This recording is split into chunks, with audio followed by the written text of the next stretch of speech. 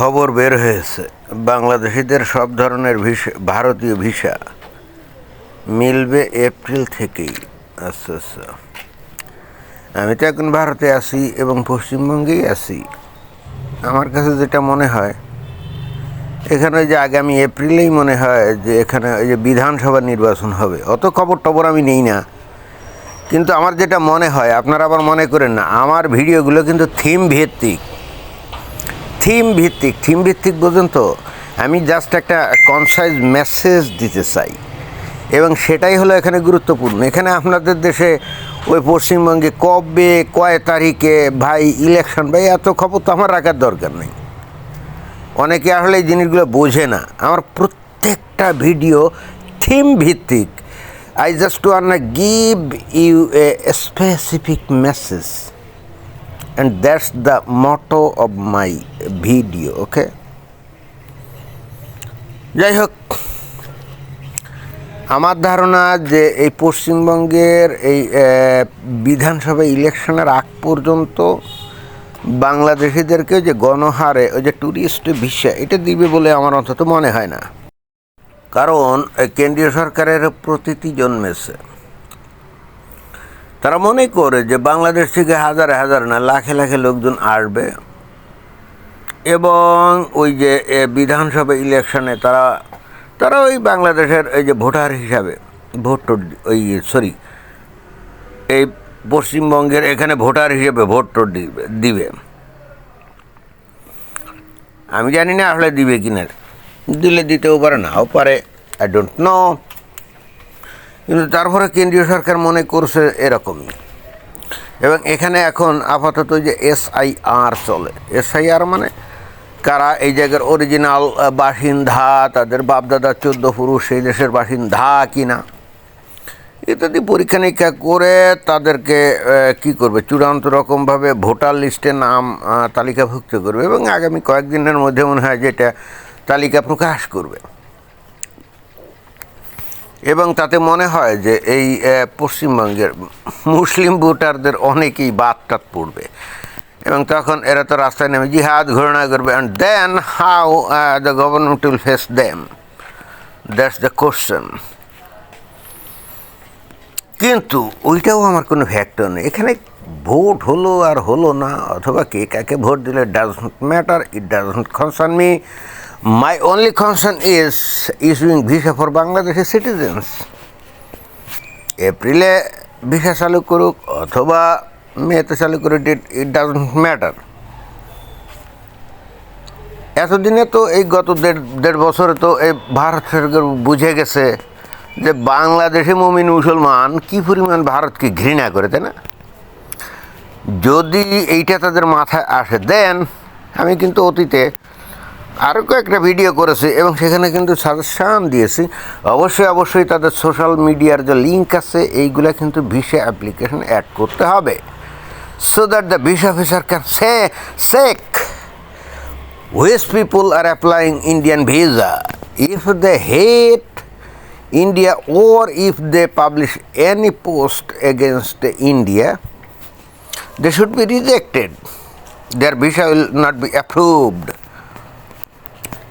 এই কথাগুলো আমি বলেছি। আমি জানি না ভারতের কেন্দ্রীয় মন্ত্রণালয় কি বলে না বলে, তাদের তো নিজস্ব প্ল্যান প্রোগ্রাম আছে, আবার নিজেদেরকে তো তারা তো বিশাল জ্ঞানী মনে করে আর কি।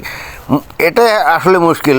ভারত ইন্টারেস্টিংলি এখনও তেমন কিছু হয় না, এখনও third world country, but they consider themselves super power. আমার মনে হয় যে এটা ভারতকে একটা পর্যায়ে এমন একটা খারাপ পজিশনে নিয়ে যাবে যেটা তারা কল্পনাও করে না। এই যে দুদিন আগে কি একদিন আগেই তো দেখলাম, যে আজকেই তো খবর দেখলাম কোথায় যেন ISI সংশ্লিষ্ট লোকজন ধরা পড়ছে, সেখানে নাকি বাংলাদেশের লোকও জড়িত আছে। থাকতেই পারে। ওরা ভারতে কি বিভিন্ন জায়গায় কি টেররিস্ট অ্যাটাক করার ধান্দা করছিল, তাই না? এর জন্য I should congratulate them that they have arrested all those notorious people who were determined to commit suicidal or maybe some kind of terrorist attack in India. কিন্তু এইগুলো করে কি থামানো যাবে? এপ্রিল বা মে মাসের পরে যদি গণহারে এরকম টুরিস্ট ভিসা ইস্যু করে এবং যদি তারা এই ভিসাগুলো ইস্যু করে without any vetting what will happen? ভারতের বুঝতে হবে বাংলাদেশের মানুষ এই ভারতকে কিন্তু ঘৃণা করে, and that's why they should consider why the haters should come to India. Why? ভারতকে ঘৃণা করে তারা আবার ভারতে আসবে কেন? এখানে মানবিকতার কোনো ব্যাপার স্যাপার নেই, নো মানবিকতা, নো হিউম্যানিটি। কি যারা হিউম্যানিটি? যে নাকি ভারতকে ঘৃণা করে, আমি তাকে ভারত কেন তাকে আহ্বান জানাবে যে ওকে ইউ কাম হিয়ার, ওই কলকাতার কিছু ব্যবসায়ীদের ব্যবসার জন্যে?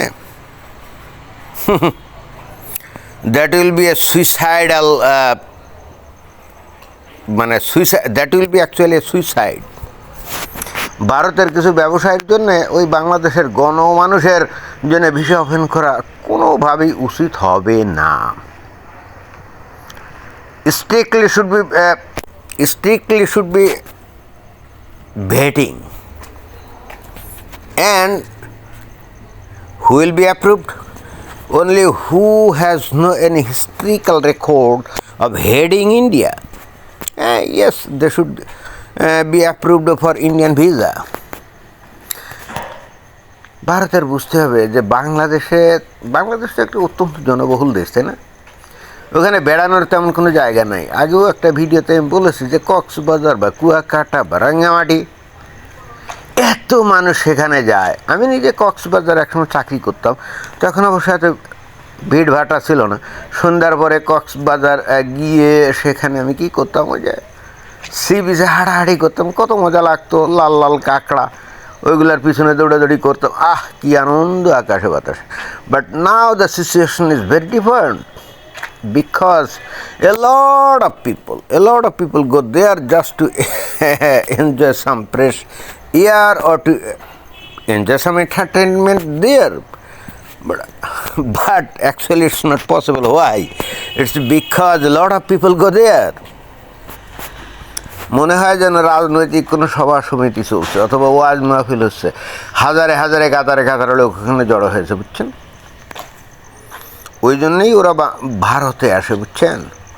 কিন্তু ভারতের ওই কিছু হোটেল ব্যবসায়ীর ব্যবসার জন্যে অথবা কিছু দোকানদারের ব্যবসার জন্যে ভারত যদি মনে করে যে every Bangladesh citizen will have Indian visa to enter into India, that will B A suicide for India.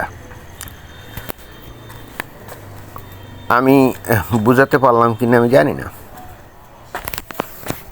আমার আর তেমন বলার কিছু নাই। ধন্যবাদ।